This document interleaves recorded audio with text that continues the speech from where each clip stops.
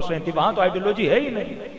अब एक मर्तबा एक मुफ्ती कहे कि अगर अल मुल्क लिमन गलब, गलबा करने वाला फासिक हो, फाजिर हो, मुर्तद हो, हबशी गुलाम हो, दीन पे न चले, उसके अंदर शैतान चला जाए, तुम उसके खिलाफ क़याम नहीं कर सकते। ये किस नजरिए और अकीदे से फिलिस्तीनों को कहेगा कि तुम इसराइल के खिलाफ खड़े हो जाओ? इसराइल, फिलिस्तीन किसके कब्जे में है? इसराइल। तो जब आपने नजरिया दे दिया मुल्क लिमन गलब, तो किस हक से फिलिस्तीनी इसराइल से लड़ेंगे? मुल्क तो उनके कब्जे में है ना। लेकिन यहां नजरिया हुसैन इब्न अली, कूनू लिज़ालिम खस्मा वलिल मज़लूम औना, फरमाया जालिम चाहे किसी का बेटा ही क्यों ना हो, कितने बड़े ओहदे वाला ही क्यों ना हो, अगर दीन खुदा को पामाल करे तो तुमने उसके खिलाफ क्या उठानी है? आवाज उठानी है। तो अहले सुन्नत के अंदर एक फिक्र ने जन्म लिया जो तंग आ गए अपने मुफ्तियों से, जिन्होंने कहा क्या मतलब हाकिम कैसा भी हो। ईरान में इनकलाब आ गया, शियों के अंदर बेदारी आ गई, इनको बार बार बताया जाता है कि यजीदियत क्या है, हुसैनियत क्या है, फितना क्या है, फिस्क क्या है, अमर क्या है, मारूफ क्या है। आप लोगों ने तो हमें सुन कर दिया कि एक हाकिम ने तुर्की को सेक्युलर बना दिया, एक हाकिम था जिसने वहाबियत को फैलाया, अभी वही सेक्युलरिज्म को फैला रहा है। तो इनके अंदर एक फिक्र ने जन्म लिया जिसे इख्वानुल मुस्लिमीन कहते हैं। इख्वानुल मुस्लिमीन ये वाहिद फिरका अहले सुन्नत का है, फिक़हन सुन्नी है, आइडियोलॉजी इमाम हुसैन वाली। ये शहीद इस्माइल हनिया है तो अहले सुन्नत शाफी मकतब, लेकिन आइडियोलॉजी कौन सी ले रहा है? इमाम हुसैन की। क्योंकि अगर वो अपने मुफ्तियों की आइडियोलॉजी पे चले तो क़याम नहीं कर सकते फिलिस्तीन में। दिन ब दिन हालात और बिगड़ेंगे, दिन ब दिन आप देखेंगे शहादतें और बढ़ेंगी, और मुस्लिम उम्मा की खामोशी आप देखेंगे दिन ब दिन और खामोश होते जाएंगे। क्योंकि इस कदर इकोनॉमिकली, मॉरली हुक्मरानों को कमजोर कर दिया गया। सबसे पहले मॉरली डिस्ट्रॉय किया जाता है। एक हाकिम को जानी, शराबी बनाया जाता है, उसको ब्लैकमेल किया जाता है, उसकी कमजोरियां हाथ में ली जाती हैं, इतना उसे गंदा किया जाता है, उसे पता है अगर हुकूमत मेरे पास नहीं रहेगी ये लोग मेरा वही हाल करेंगे जो लीबी वालों ने कज़ाफ़ी का किया, इराक वालों ने सद्दाम का किया। तो वो डरते हैं कि अगर ये हमारे साथ रहेंगे तो हम बाकी रहेंगे। वो अपनी बका अल्लाह के नाम से नहीं, अमेरिका के नाम से समझते हैं। हाँ? और याद रखिए, कौमों को कम गैरत करने के लिए उनकी गैरत को लताड़ा जाता है। शायद हम दुनिया का वाहिद मुल्क हैं जहां जमीर बहुत ज्यादा बिकते हैं, बड़े सस्ते बिकते हैं। कि पाकिस्तान की खातून डॉक्टर राफिया सिद्दीकी कितने साल से अमेरिका के जेल में, किसी हाकिम ने जो, क्योंकि हमने खुद उठा के दी एक बच्ची उनको, अगर गुनहगार थी, खताकार थी, उसने कोई क्रिमिनल एक्ट किया था, सजा हमारे मुल्क में मिलनी चाहिए ना। मैं 4-5 महीने पहले उनके लॉयर का स्टेटमेंट पढ़ रहा था कि एक पाकिस्तानी नेशनल खातून, मुसलमान है, डॉक्टर है, गुनाह किया, जुर्म किया, जो भी उसने किया, सजा अपने मुल्क में मिलनी चाहिए।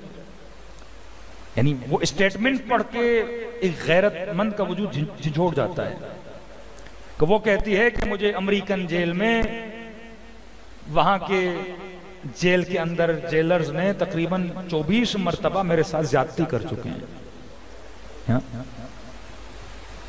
लेकिन ये हाकिम चुप है, क्योंकि जब गैरत मिल्ली खत्म हो जाती है, और ये जानबूझ के उसके साथ कर रहे हैं ताकि स्टेटमेंट बाहर आए, पाकिस्तानी कौम को पता चले, हम देखें कि इस कौम की गैरत का लेवल क्या है।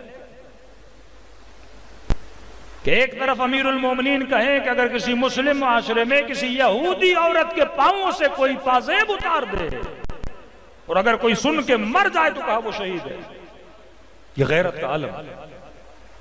लेकिन कौमों की गैरत को इतना नीचे लाया जाए कि इनको पता चले कि इस कौम की एक बच्ची है जो वहां है, जिसके साथ अंग्रेज ज्यादती कर रहा है, लेकिन हाकिम चुप है, क्योंकि हमें डॉलर चाहिए, क्योंकि हमें पैसा चाहिए, क्योंकि हमने अपनी हुकूमत को बचाना है।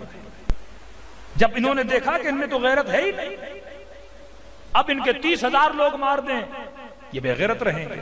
इनके 40,000 लोग मार दें, यानी ऐसी ऐसी तस्वीर और ऐसी ऐसी वीडियोज है फिलिस्तीन की कि अगर बाज़मीर बंदा हो तो देख के शायद मर जाए, दिल उसका फट जाए कि किस तरह एक एक बाप ने 3-3 बच्चे अपनी गोद में लिए हुए हैं, जिनके घर, जिनके हॉस्पिटल, जिनके स्कूल खराब हो गए, और ऊपर से बारिश हो रही है, सर्दी का मौसम, जगह नहीं सर रखने के लिए। और वो मुस्लिम उम्मत के हुक्मरान जिनकी टेबलों पे जूस भी पड़े हैं, खाने भी पड़े हैं, और खा भी रहे हैं और देख भी रहे हैं कि फिलिस्तीन में कोई बच्चा बिलव रहा है।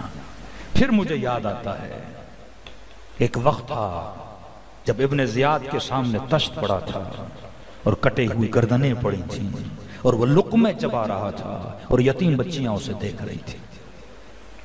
Repetition of characters. अब वहां पे इब्ने जियाद पे खामोशी की, यहां पे इसराइल पे खामोश है।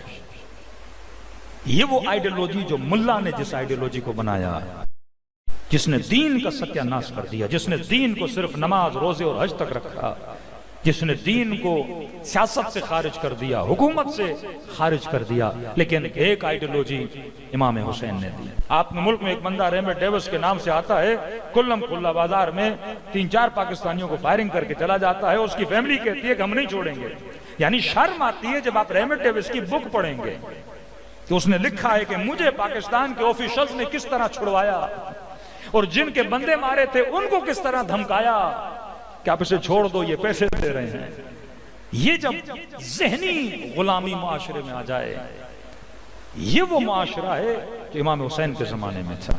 आज पूरी उम्मत जिस तरह उस जमाने में उम्मत यजीद के जुल्म पे खामोश थी, इसी तरह आज उम्मत अपने मुजाहिदों के कत्ल पे, फिलिस्तीन के बच्चों के कत्ल पे, जवानों के कत्ल पे, आपको पता है कितनी खवातीन इसराइलियों के जेलों में हैं? आपको पता है कितनी खवातीन के साथ जिनसी ज्यादती की जाती है उन जेलों में? यही जो ग्वांटानामो या जो इराक में इन्होंने बेचारे इराकियों को पकड़ा था, मर्दों के साथ बदकारियां करवा रहे थे, कुत्ते उनके बदनों पे छोड़ देते थे, ये करते थे, रिकॉर्डिंग करके आपको दिखाते थे। एक आदमी जुल्म करके क्यों दिखाएगा? वो अपने आप को क्यों बदनाम करेगा? वो सिर्फ इसलिए दिखाते थे ताकि आप देखो और गैरत का लेवल और क्या हो जाए, नीचे आ जाए, कि उम्मत बाहर ना निकले। क्यों जुलूस इमाम हुसैन से सद्दाम को मसला था? क्यों जुलूस अज़ा से मसलन अरब मुल्कों में जुलूस नहीं निकालने देते? कहते आप घर के अंदर मजलिस करो, जुलूस न निकालो, क्योंकि ये अवाम का इकट्ठा होना ये कभी रेवोल्यूशन में बदल सकता है।